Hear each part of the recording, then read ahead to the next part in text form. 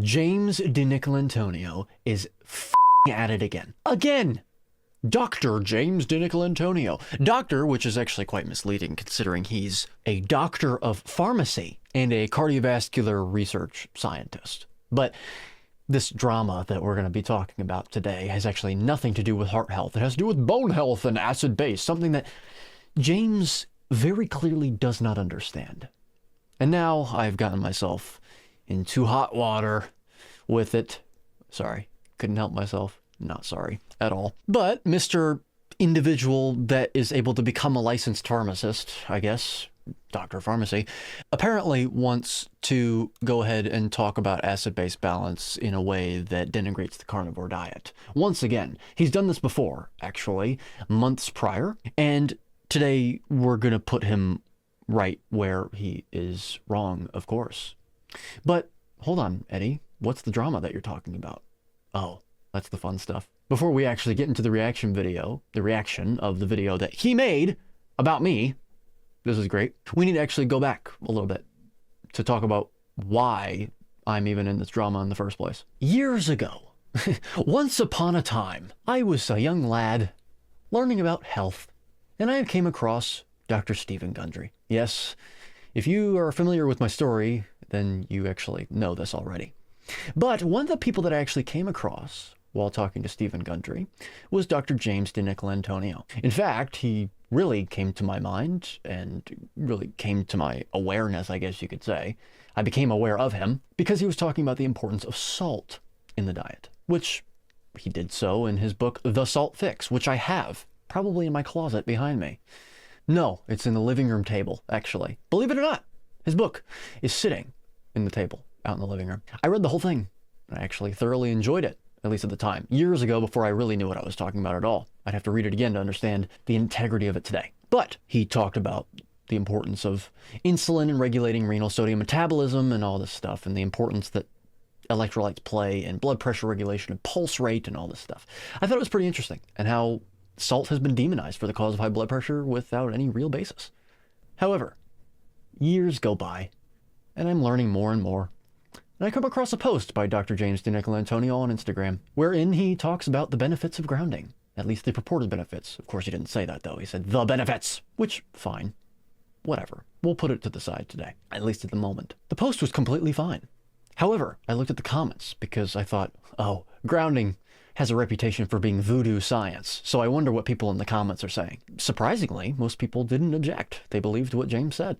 I thought, interesting. However, this is where things get interesting. There was one comment that said, hey James, what if I want to ground at the beach? Am I able to ground at the beach on sand? And I see that James responded and said, yes, this shouldn't be a problem. Grounding involves standing on something that conducts electricity, at least in a way. Electrons have to pass through something. They have to be able to pass through something, is what I'm saying. Sand is an insulator. It's what glass is made of.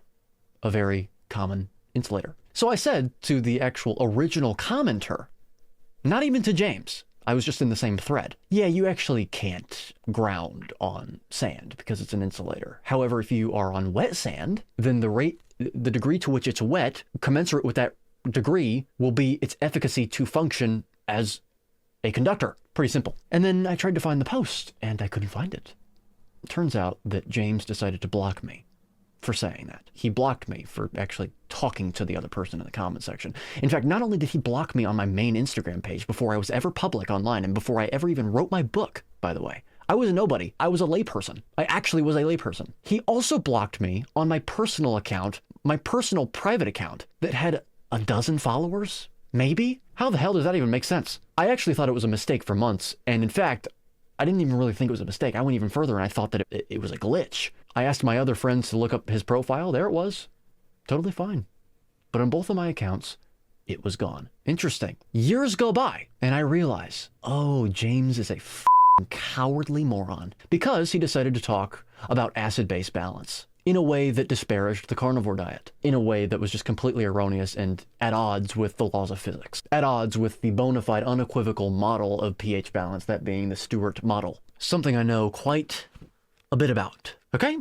Okay. James's philosophy basically is that on a carnivore diet that consists of a lot of sulfur-containing amino acids, protein, that it will adjust the ATOT concentration in such a way that it will cause low-grade or even high-grade metabolic acidosis. Really, we should say medium grade. High grade would actually be lethal, and he's never made that claim. He said that it causes low-grade acidosis, and the low-grade acidosis will cause a lack of bone density. Calcium ions will basically be stripped from bone in order to counteract this effect to the greatest degree possible, and also it will cause a strain to the kidneys in terms of the glomerular, I hate that word, filtration rate. It's just a bunch of demagoguery, frankly. He's basically pseudo-sophisticating something in order to aggrandize and justify his sale of fancy, dressed-up, meretricious sodium bicarbonate. Baking soda. Okay? He wants to sell baking soda because bicarbonate counteracts this effect. It's just, we'll get into it. We'll get into it. Me. Wow. Anyway, what happened recently? So fine, that's the history behind James and my experience with James thus far. But what else happened? What's sparking this now? Well, let's get into that today, right now, before we get into this video. James sparked up this controversy again with a video talking about how the carnivore diet will cause a lack of sodium retention. You'll have sodium wasting. You'll have electrolyte wasting in the first place, but also calcium, which is an electrolyte, by the way, so it fits the sentence. I stayed out of it, although I did have intentions of commenting on it on my next Friday, whenever I record videos. However, things actually escalated before then because I couldn't stand by and let him say what he was saying untrammeled. During this controversy that he was sparking up, James DiNicolantonio, and I'll put it on the screen here, I'm reading it off of my phone, and I'll get into why that is in just a second. James posts a photo that shows that he has been removed from a carnivore diet group called the Carnivore Diet, or Carnivore Diet, by a moderator for violating a community rule. In the quote that he put over this image, he says, "I guess the carnivore community can't handle the truth." Laughing face. Okay. Then I respond with, "James, you blocked me and all accounts with my name on Instagram when I very cordially said that you can't ground when on dry sand because it functions as an insulator. Do not talk about not being able to handle the truth. You arrogant, insecure, pseudoscientific." Well, I go back on X later on, and I find that my reply was hidden by the original post author. The irony of saying that people can't handle the truth and then not being able to handle the truth. That is a fact. That is a truth. He blocked me for saying that. Later on, the reply comes back. I have screenshots of this. Weird. Not sure why, but happened nevertheless. And then I go to his profile to check out more of this controversy, and it turns out that @Dr. James DiNic has blocked you. So really fitting the hypocrite stereotype. I mean, look, we're all hypocrites to some degree, okay? That's just a fact. But to be this flagrantly hypocritical and lacking in self-awareness is astonishing and pathetic. Astonishingly pathetic, okay? But things didn't stop there. I thought they would. Apparently, James has been calling me out by name on his Instagram profile, or X profile. My bad. 201,300 followers, okay? Do better for your fans, frankly. This is not what they want to see. Maybe it is, but this is ridiculous, okay? People like Bart K and Eddie Goki, this is the most recent one. I would go back further. I really would. Except he blocked me. People like Bart K and Eddie Goki have been stating that sodium loss on carnivore, keto, is due to not eating enough protein. Just yelling on all of us. Like, give me a break.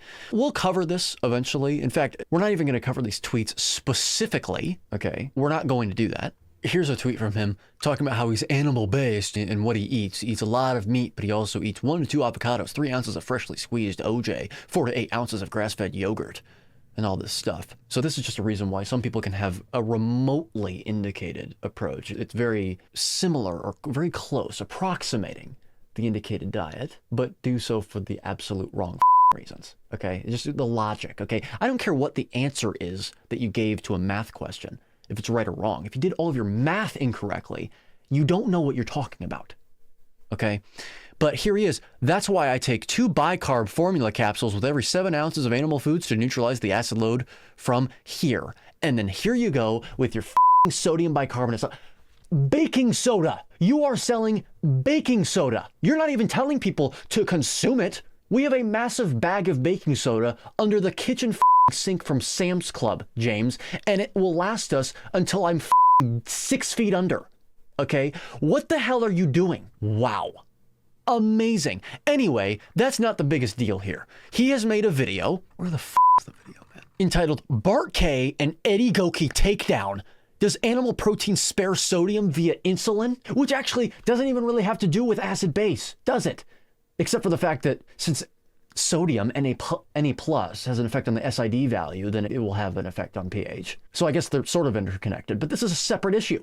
So that's where we are today. That's where we are today. We're going to be reacting to this video, this 6-minute and 7-second video, and seeing just how wrong it is. Because frankly, it's been a while since I've looked at acid base. Maybe I'll be a little rusty. But guess what?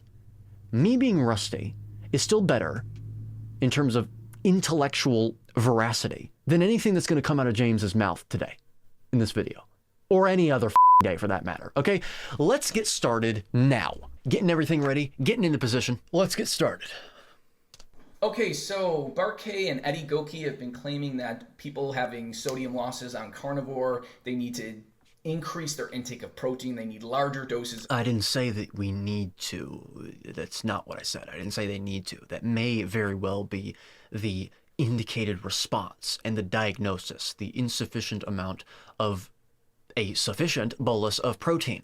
Insufficient amount of protein in one bolus, okay? To stimulate an insulin response. Because insulin, James, as you wrote about in your book, The Salt Fix, affects renal sodium metabolism, James.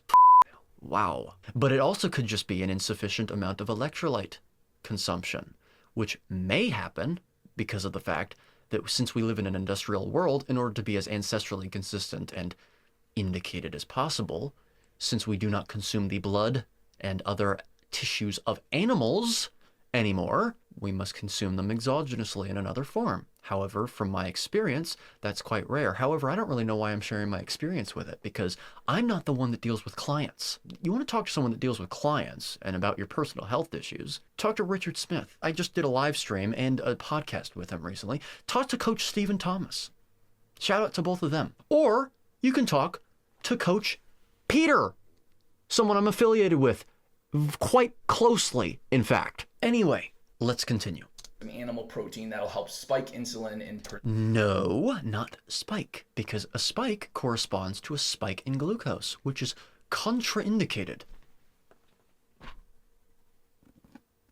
Audiobook, paperback, and hardcover out now at the time of recording. The ebook should be out by the time you're watching, but we'll see what happens with that. Preserve sodium. And they claim that this is probably the reason why it could be people like Carnivore MD, Paul Saladino. Not Carnivore MD, even according to him now. But that is a disgrace that you even refer to him as Carnivore MD, because he is not a Carnivore MD, and also he didn't seem to do the diet properly. However, it's also important to mention that even if he seemed to be someone that required 10 to 20 grams of carbs in a day, he is eating 280 to 320 grams of carbohydrates a day. And I eat 280 to 320 grams of carbohydrates a day. Which is not the same thing, okay? And also it's in horrible forms. Fructose, sucrose, sorbitol, etc. Why he was having electrolyte issues on carnivore. It very well could be. It could also be liver consumption. The mechanism is unclear with that. Maybe copper, I've said that before. Who knows, really? They had claimed that he just needed to eat more larger bolus doses of animal protein. That would doses plural. Why did you say plural? Because it's not about the frequency of protein consumption or the absolute amount of protein that you get in a day, rather. But it's the amount that you get in one bolus. Perhaps you misspoke. Not sure, but you still said it, so. Like insulin help preserve the not spike sodium. Let's see if they actually have any legs to stand on. If that James, you wrote about this in your book. You wrote about this. What do you mean, legs to stand on? Advice is actually true, or in fact, if the actual opposite happens and their advice is contraindicated based on the human clinic. Really? Wow. Thanks for plugging my book, James. Thanks for plugging my fluke. plugging my book.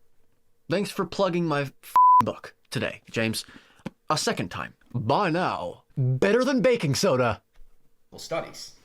So this was Tom. Oh, clinical studies, my James. Look, they may very well be clinical studies. I don't doubt that.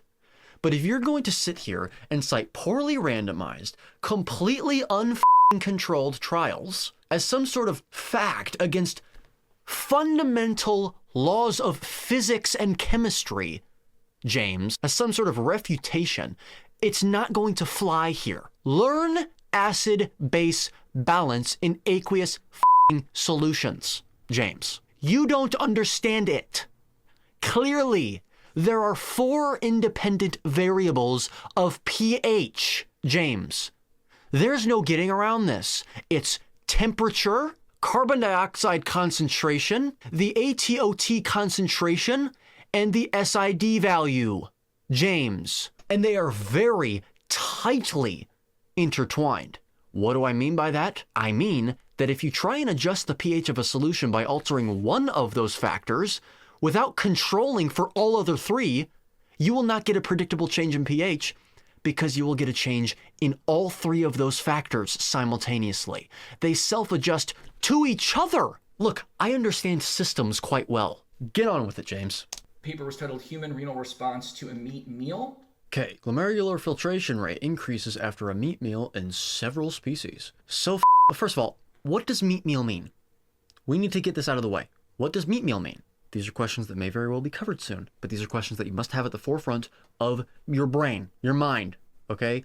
What was meat meal, a meat meal? In several species, did those include humans? Also, how long did the GFR actually increase for? Was it acutely? And how much? By how much?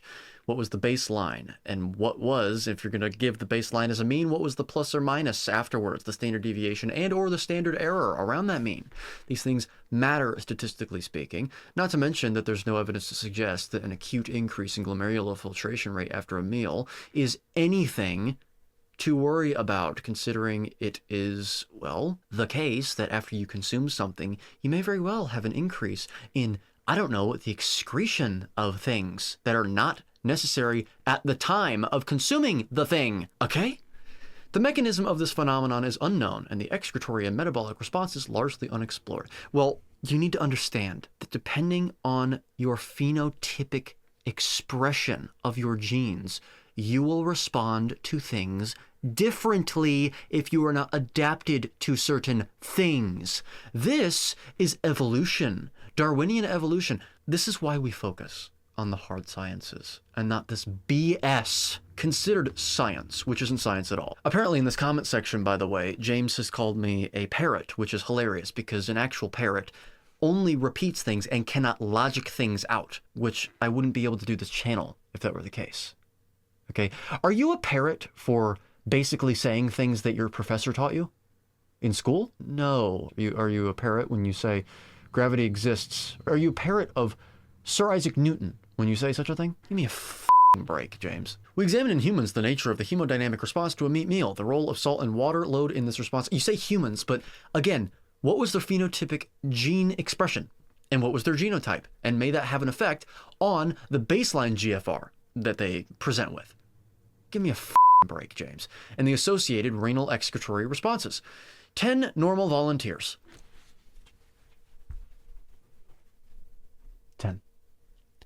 10. What the N of 10. You have gone full Saladino, James. Normal volunteers. So they're normal. What does normal mean, by the way? It definitely means standard diet, most likely. Wow. Were studied after eating an average of 3.5 grams per kilogram of body weight, okay, of lean cooked beefsteak. So, okay, fine. Well, actually, you know what? Now that I'm looking at it, that may not be enough protein to stimulate sufficient insulin. Okay, 3.5 grams per kilogram of body weight of steak. Usually we recommend 1.75 grams per kilogram of lean body mass in the form of protein. So interesting. And on a separate day, after ingesting an amount of sodium and water equivalent to that in the steak. So one meal, a response to one meal. Because the water and salt isn't, but even if you were to consider that a meal, 2 meals over the course of 2 days without controlling for these people and their activities on said days. Wow. Average GFR increased by 28% for the entire 3 hours after the meat meal compared with the same time period after the control salt solution. 28% is a relative outcome statistic, so let's see the absolute values. 90 plus or minus 8. So it could be, what, 82 or 98, okay? Versus 114 plus or minus 6. 108 or 120. Mean plus or minus standard error, so it's actually not even a standard deviation. Those two things are different, but fine.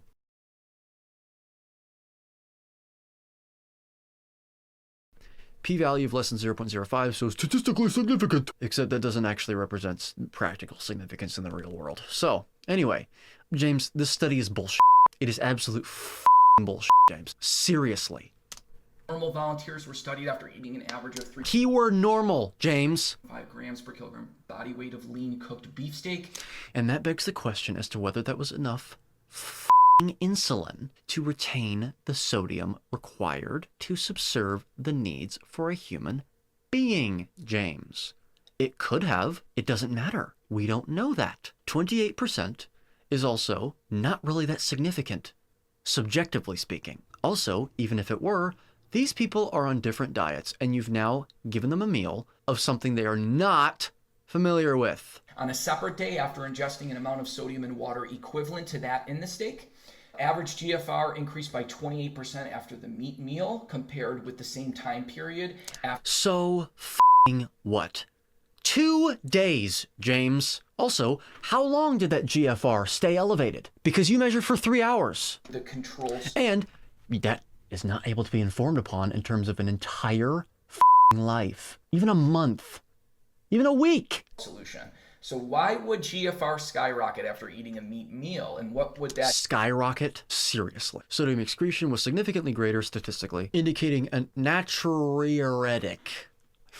I hate that word too. Glomerular and natriuretic effect. It means sodium excretion. That's really what it is. Diuretic.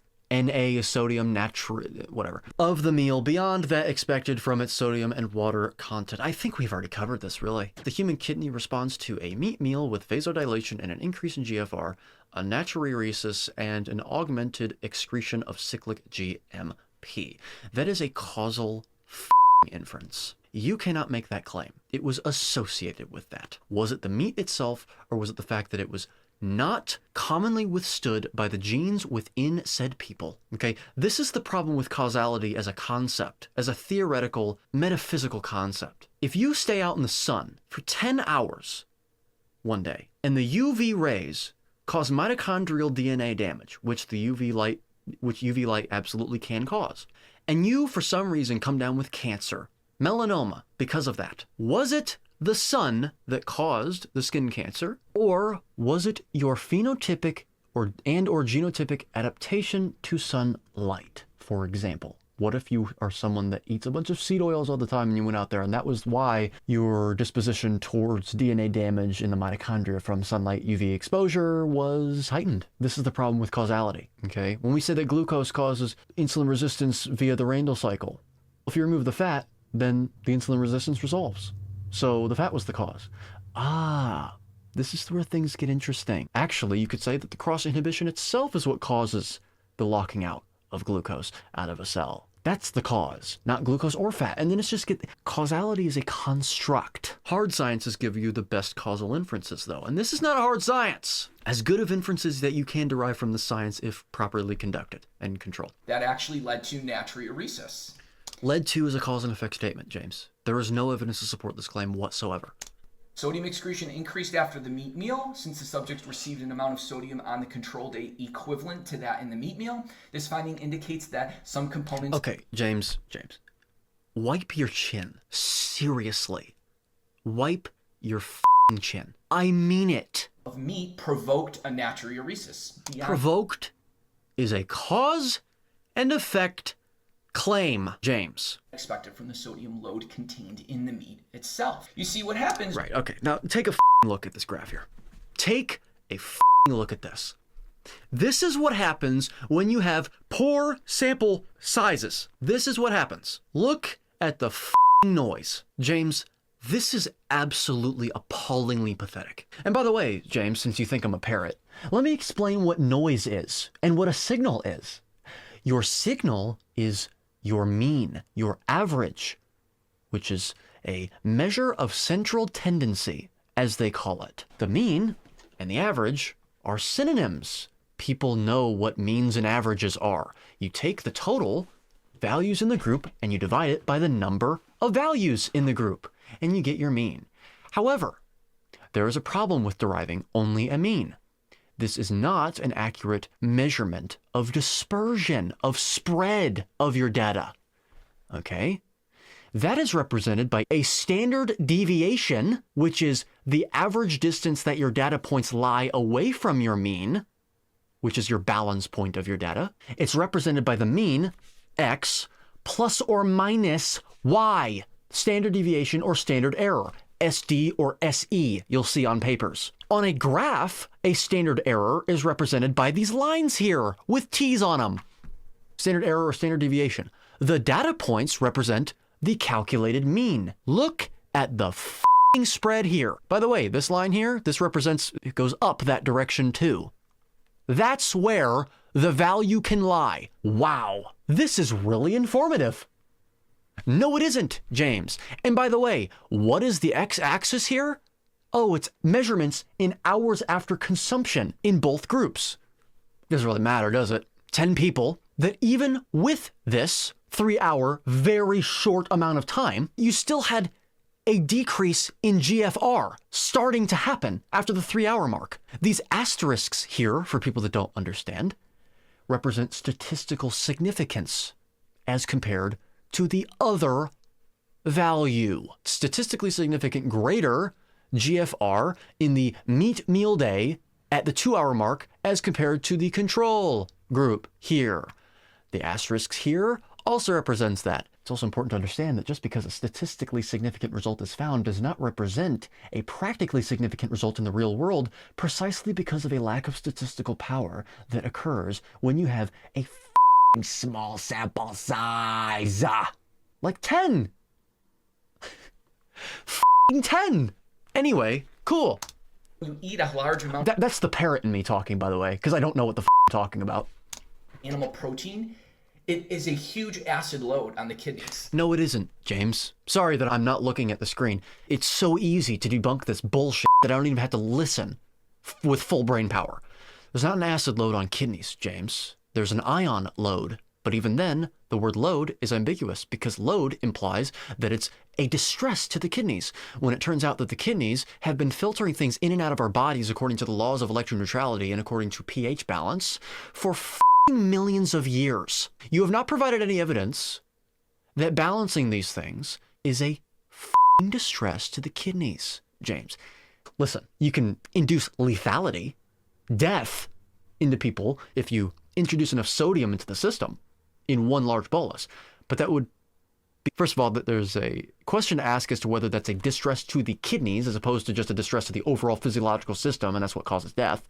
For example, if the kidneys aren't stressed out, distressed by that sodium load, which could be a possibility, then the cause of death wouldn't necessarily involve a distress to the kidneys, perhaps, but actually a limit that the kidneys have to excrete the excess sodium. For example, if I cover up my drain in my sink and I fill the whole thing up with water and I take the plug away from the drain, the filtration rate is still constant. But if that water represents a bunch of salt, and the longer the amount of time is that the salt remains in that sink, the water, will induce death if it's in there long enough. Again, we're using an analogy here. Then it wouldn't even involve distress to the kidneys. The kidneys are just doing what they're doing, but they're not doing it fast enough to prevent the death occurring to the system. So that's also something to consider. I know that was very detailed and deep, but still. But even if that is the case, it's due to you introducing a contraindicated amount of sodium that is not congruous with the amount that appetite would regulate you have, especially in an ancestrally appropriate, species-specific, indicated diet for human beings. James, get the f*** out of here. They have to excrete the hydrogen ions, the hydronium ions. There are no hydrogen ions in any f***ing aqueous solution, James. It is a physical impossibility that disobeys the laws of basic f***ing physics. There are hydronium ions in a solution, and by the way, they exist in the equilibrium. The Kw value represents this equilibrium, so represented by the Kw value, for less than 1/1,000,000th of a second, and therefore they effectively don't exist at all. There is no concentration of hydrogen ions or hydronium ions. pH is not reflective of the concentration of such ions. It's reflective of the effective concentration based on the flux rate. James, just the parrot in me. Weak acids, mainly ammonium, but also as H2PO4. So when the kidneys have to excrete such a high load of acid, that leads to a significant increase in GFR, a significant... Okay, so now you're engaging in reductionist thinking. You're drawing your own reductionist conclusions based on a study with 10 people with a massive signal-to-noise ratio, James. Massive. James, even within the first hour, there isn't even a statistically significant difference between the two groups, between GFR. James, what the is this? Look at the signal-to-noise ratio at baseline.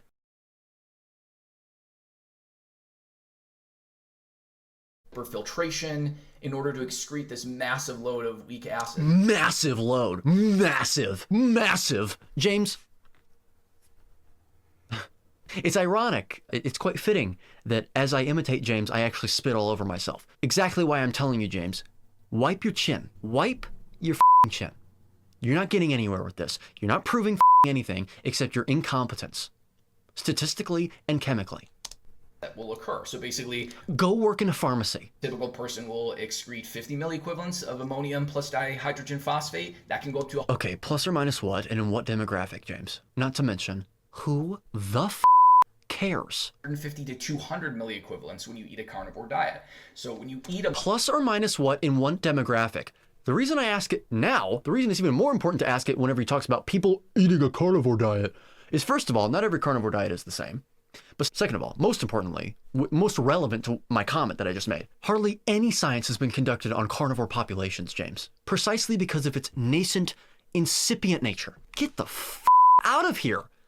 This is a man who, frankly, a child, who in the comment section here has stated that we are the ones making positive claims. I'm the one that's making positive claims, and therefore I'm the one that needs to provide evidence of my claims. James, you're the one making positive claims here. When it comes to the laws of physics, asking for a source is the same thing as asking for a source that 2 + 2 = 4, okay?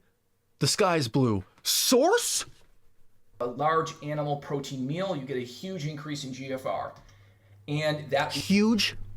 He just said you have a huge... First of all, let's use scientifically appropriate language. Huge is a value judgment statement and is therefore subjective interpretation, okay? If you went to say significant, well, it depends on the time frame there, doesn't it? As I've just covered. Significant, depending on the context, either refers to an actual scientific term, statistical significance, which is calculated with a p-value and a t-test, or it's referring to a value judgment statement. Wow, I'm significantly frustrated with James right now. Value judgment statement. There was a significant increase in GFR. No, now you're referring to statistical significance. Here we go. Look at the table here. 273 plus or minus 54.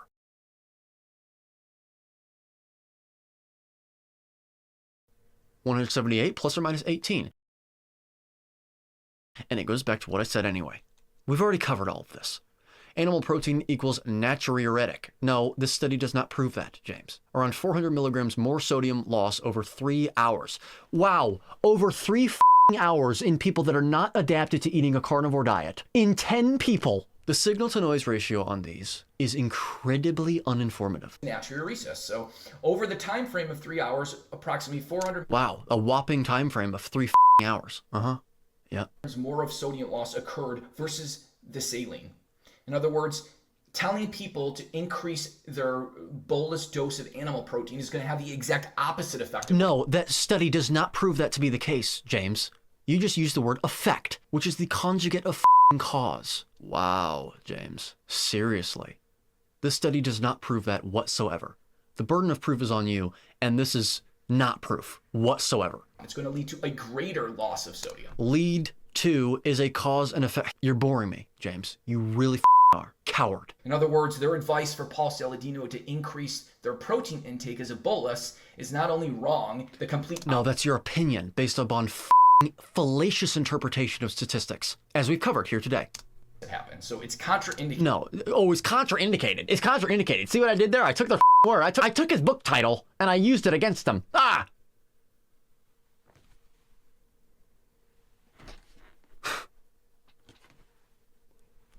Wow. Their advice, what they're given. Let's look at another study. Effects of a meat meal. Let's look at another study here today, James. Effects. We're starting off great. Effects of a meat meal on renal sodium handling and sodium... James, this is absolutely astonishingly contradictory. You're sitting here literally spending time discounting what you said in your book, The Salt Fix. That is what you are doing here today. You have said... A goes to B goes to C. Let's use this logic. Let's apply this logic. Animal protein stimulates the secretion of insulin. Insulin has an effect on renal sodium metabolism, according to James DiNicolantonio in his book. Okay? Interesting. Perhaps if you eat enough protein, you can increase insulin enough to retain sodium required for electrolyte maintenance.